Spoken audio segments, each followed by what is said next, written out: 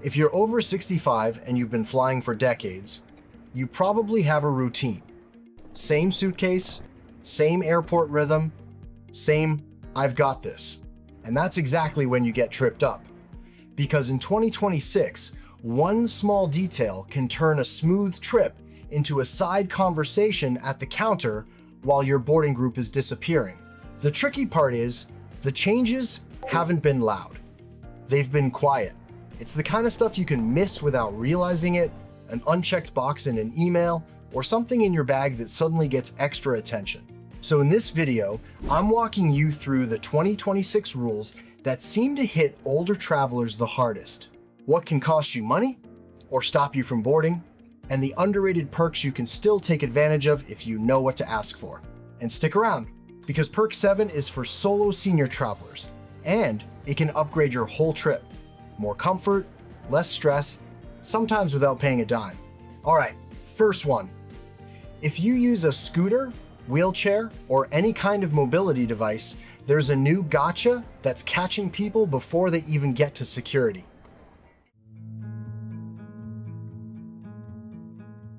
Picture this. You roll up thinking you're early, you've got your boarding pass, you're feeling good, and the agent looks at your scooter and goes, "What model is that?" Not because they're curious, because they're trying to figure out if it will fit. And if it won't, they're not being difficult. They're stuck with a safety and loading rule they can't override.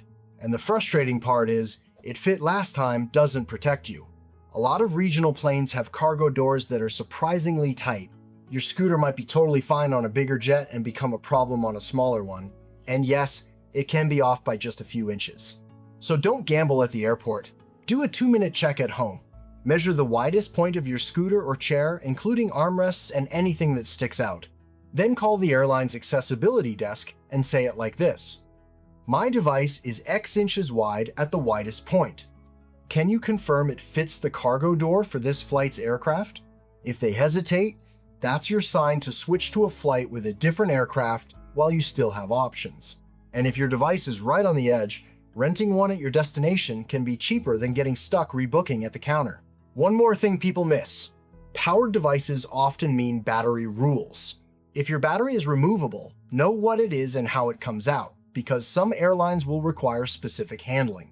And if you think this is just measuring and done, don't relax yet, because there's a rule that has nothing to do with luggage and everything to do with a form you might not even realize you need.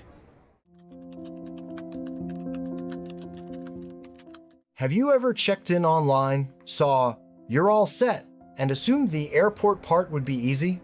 That's the trap. More airlines are pushing pre-travel checks into the email app side of your trip, and it doesn't always look important when it lands.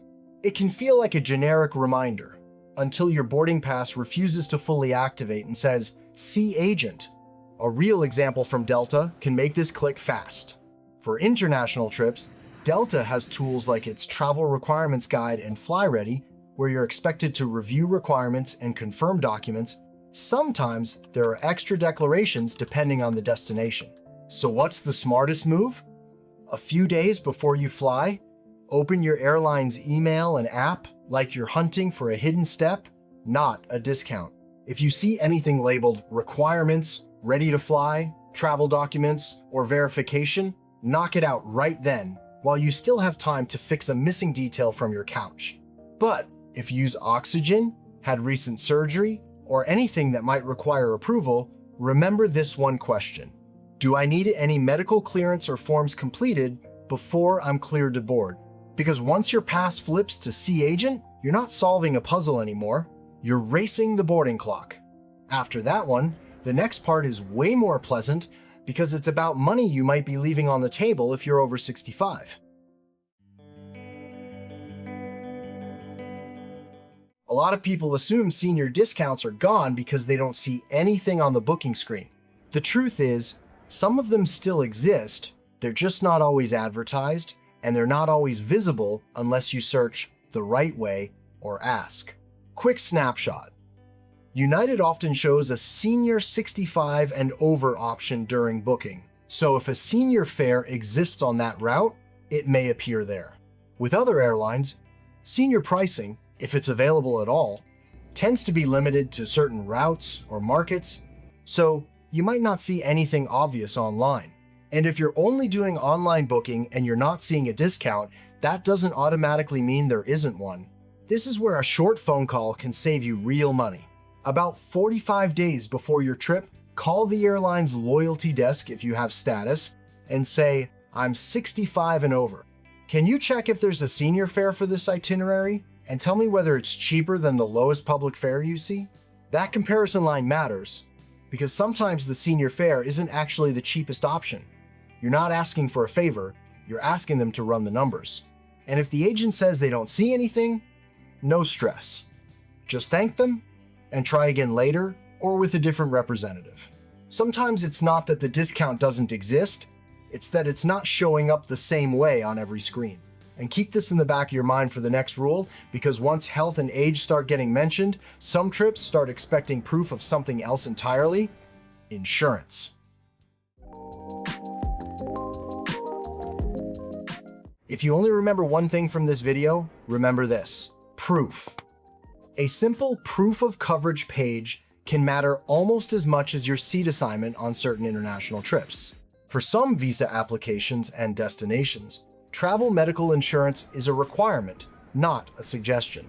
If you're doing a Schengen visa, for example, insurance is mandatory with a minimum coverage amount, often €30,000, and repatriation included. Even when nobody asks you for it at the counter, it still matters because your usual coverage may not follow you overseas. Medicare generally doesn't cover care outside the US, and the US State Department encourages travelers to look at travel, health, and medical evacuation coverage before leaving. And evacuation is the part people underestimate. The CDC notes that medical evacuation from remote areas can run over $100,000. Think islands, cruises, rural tours, anywhere far from a major hospital. Here's what to do. Buy insurance early enough to qualify for the plan's pre-existing condition waiver window, often within about 14 days of your first trip payment. Then save proof like it's a passport. Screenshot it, keep it offline, and print one copy. And honestly, would you rather handle that now, calmly, or later, in a foreign clinic, Googling medical evacuation cost? And speaking of medical, next rule is a perk most people don't even realize they can request, especially on longer flights.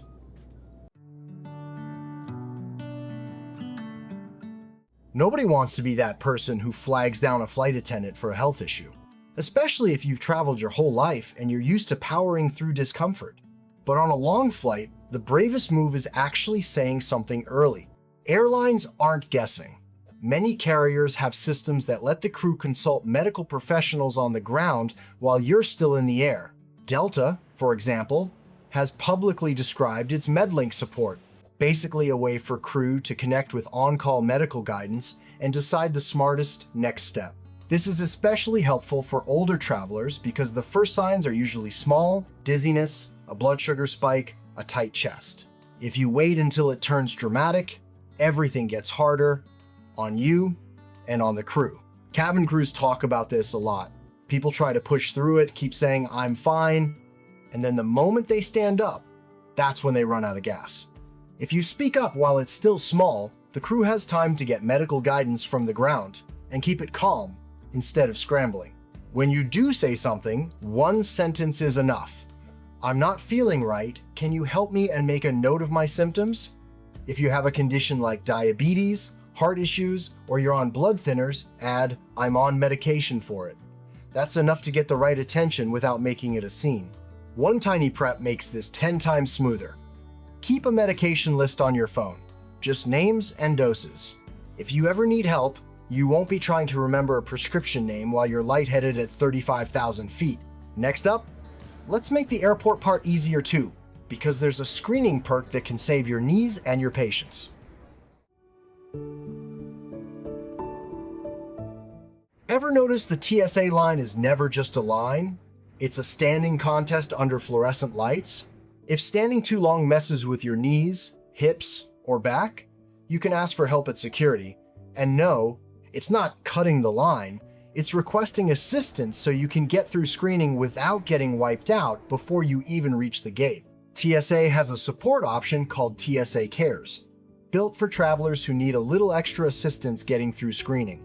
If you reach out at least 72 hours before your flight, they can help you request a passenger support specialist, a trained TSA officer who can walk you through the checkpoint process and keep things calmer and smoother. And if you're thinking, I'm not disabled, I just can't stand in place forever, that's still a real need. Just say it plainly before you're already hurting. Hi, standing for long periods is difficult for me. Is there a way to get assistance through screening today? If you want to name it directly, is there a TSA Cares or passenger support specialist available?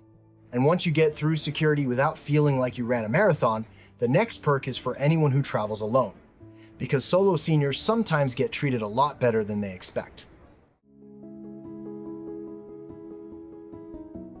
Picture this. You're at the gate, you glance up at the screen, and you spot exactly one seat open in a nicer cabin. One, not two, not a whole row. That's where traveling solo helps. Airlines clear upgrades based on status, priority, and eligible seats, not because someone feels generous. And when there's only one seat to work with, a solo traveler with a loyalty profile is simply easier to fit into the puzzle. But there's a catch. If your loyalty number isn't on the reservation, you can miss the whole moment without even realizing it. On American, for example, eligible Advantage status members get complimentary upgrades automatically requested on eligible routes, and you can check your upgrade request status right in the app or by pulling up your reservation in Managed Trips. So right after you book, or at least a week before departure, open your reservation and make sure your Advantage number is actually on it. Then, look for anything that indicates you're in line for an upgrade instead of assuming the system knows who you are. Now, what do you say at the gate without sounding like you're demanding a freebie? Keep it practical. Hi, I'm traveling solo and I'm flexible. Could you confirm I'm on the upgrade list and let me know if any one-seat options might clear? That wording respects the process, and it tells them you're easy to move if something opens up. All right. Now let's talk about another ask that can make the airport part smoother. This one can save you money on extras without turning it into a negotiation. Airport time hits different when you're over 65. A hard plastic chair, a loud gate, a 2-hour delay, and you're paying $15 for a sad sandwich like it's fine dining. That's why lounges and add-ons can be worth it. But here's the part most people miss. The best price often isn't the first price. Sometimes, third-party lounge bookings quietly run lower rates if you pre-book. In parts of the UK and Europe, for example, executive lounges advertises a senior rate for travelers 65 and over, up to about 10% off the adult rate when you pre-book participating Aspire or Swissport lounges. And even when it's not age-based, memberships can change the math.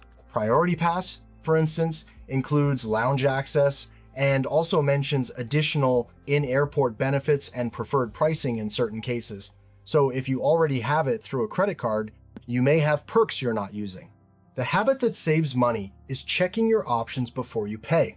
If you're considering a lounge, pull up your airline app or a lounge booking site while you're still walking to the gate and compare it to the walk-up price. I've paid for a walk-up before and then found the same lounge cheaper online 5 minutes later. That feeling stays with you. And for extras like seats and small add-ons, the same logic applies. Prices can look different inside Managed Trip than they do at the airport when you're rushed. If you want one easy line to use, try. Do you have any senior rate, member rate, or pre-book rate for lounge access or extras today? Next up, I'll give you the quick before flight checklist so you can do all of this without turning travel into a part-time job. Here's the before flight checklist I use so this stuff doesn't turn into a full-time job. When you book, make one quick call to reservations or the elite line and ask them to compare fares. If you use a mobility device, do the at-home check now too, measure the widest point, armrests included, and confirm with the airline's accessibility desk that your device fits the aircraft for your specific flight. And a few days before you fly, there's one inbox move that prevents the worst kind of surprise. Open your airline app, open your emails, and look for anything labeled requirements, verification, documents, or clearance. If there's a form, do it right then, because the airport is the worst place to discover you were supposed to confirm something. The week of your trip. Decide what help you want before you're exhausted. If standing in security lines is hard, reach out through TSA Cares early. And if you're traveling solo, double check that your loyalty number is attached to your reservation in managed trips. And before you pay for any extras, check pre-book or member pricing on your phone first, then ask if there's a better rate than the walk-up price. A little prep beats a lot of airport stress, especially after 65. The goal isn't to memorize every rule out there. It's to handle the few pressure points that actually derail trips. And I want to hear from you. What surprised you the most in this video? Was it the security assistance, the solo traveler upgrade advantage, or the paperwork that can block boarding? Drop it in the comments. If this video helped you feel more prepared for your next trip, hit like and subscribe, and I'll see you in the next one before your boarding group gets called.